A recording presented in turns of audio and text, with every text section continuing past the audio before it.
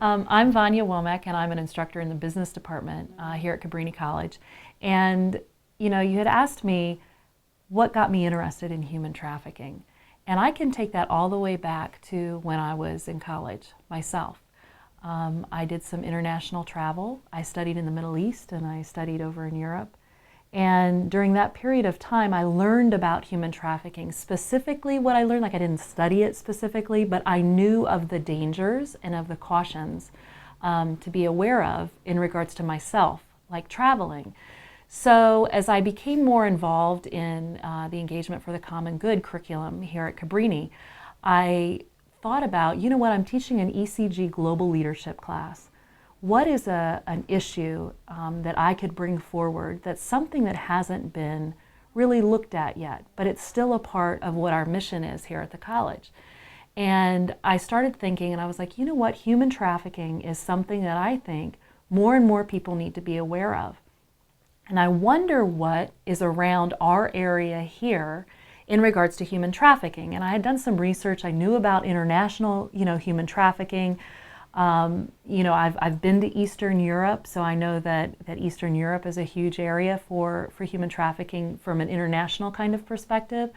But I also was aware from being in the Middle East that human trafficking is not just within the sexual trade.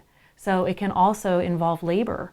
And in fact, in the Middle East, something that's surprising that a lot of people don't know is that little boys are human trafficked to be camel jockeys.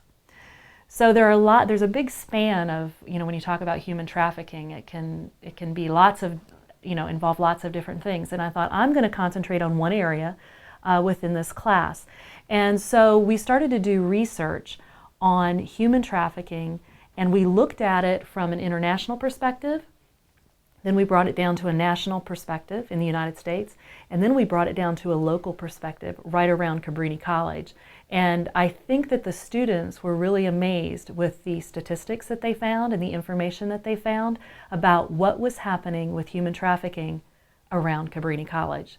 And so the students developed a video after doing lots of research, and that research included FBI coming in to talk to us, local police departments coming in to talk to us, making a visit down to the Covenant House, which is an organization in Philadelphia. The Covenant House has multiple organizations throughout the United States, but there is one in Philadelphia, and they concentrate on human trafficking. So they really work with, the victims, which is young girls.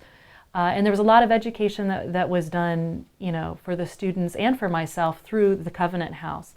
There's also safe houses, and one of the safe houses within our area that we got to learn about was Dawn's Place.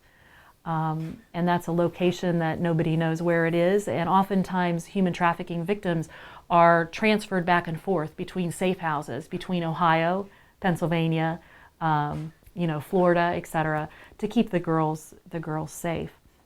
But, my interest in that revolved, I think, also around the fact that I have a 16-year-old daughter. And when I started to become more aware of what was happening around or locally, like where I lived, I became more invested and more involved, and I wanted to find out more and more.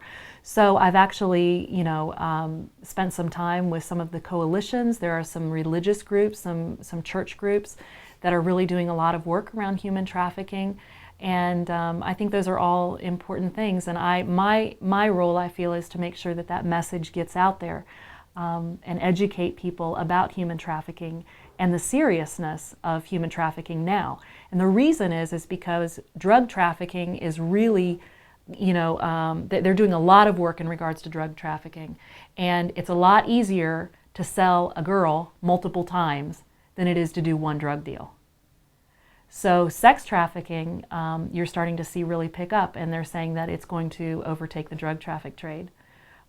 So that's one of the reasons that I'm so heavily invested and involved in human trafficking. So during this time where we were doing a lot of research for human trafficking, we actually had local FBI and police come in to talk to us.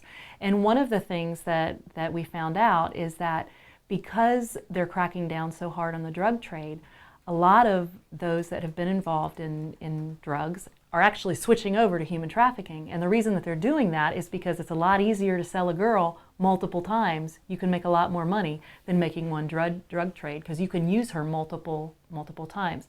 And one of the things that we found out that I think was very interesting here in this local area is that they're using marbles. So there is no money trail. So for example, someone would go and they request a service, they want something, and they would meet just like they would for a drug trade, but they would pay their money to someone and they would get a marble based on whatever service it was that they were going to get. Then they would be told what safe house to go to, what house to go to. They would go and they would hand that marble, and then they would get that service. So when the police go to bust those specific places, what they find is a bunch of marbles.